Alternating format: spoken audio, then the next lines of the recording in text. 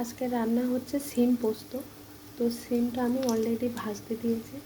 তো দেখুন ভাজাটা হয়েও গেছে। এখানে আমি এখন পরিমাণ মতন নুন দিয়ে দিচ্ছি, দিয়েছি হলুদ গুঁড়ো। নুন হলুদ দেওয়ার আগে ভালো করে ভেজে নিতে হবে সিমটা, তারপরে নুন হলুদ দিতে হবে। তো আমি এখানে ভেজে নিয়েছি লাল করে।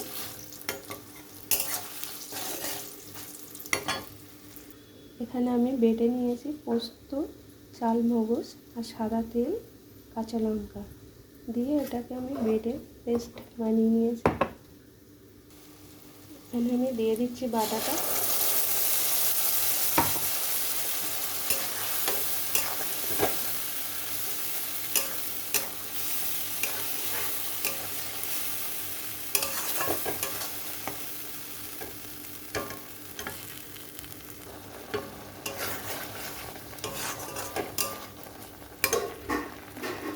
এখানে একটু মিষ্টি দিয়ে দিচ্ছি।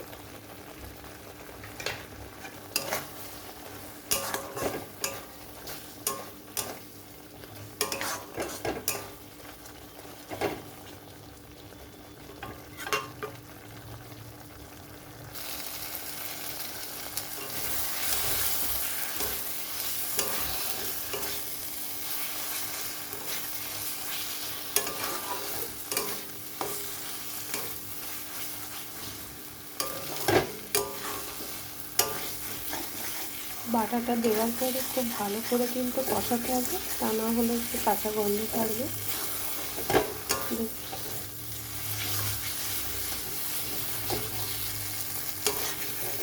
এখানে আমার কষানো হয়ে গেছে। দেখুন কড়াই গায়ের থেকে চলে এসছে, কড়াই গায়ের থেকে ছেড়ে দিয়েছে।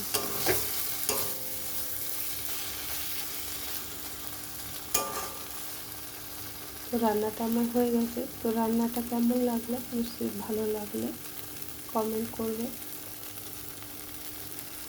তো এটা নামিয়ে নিয়েছি, দেখতে তো ভালোই লাগছে। বেশ গরম গরম ভাতের সঙ্গে পরিবেশন করুন আর খেয়ে দেখুন, ভালোই লাগবে।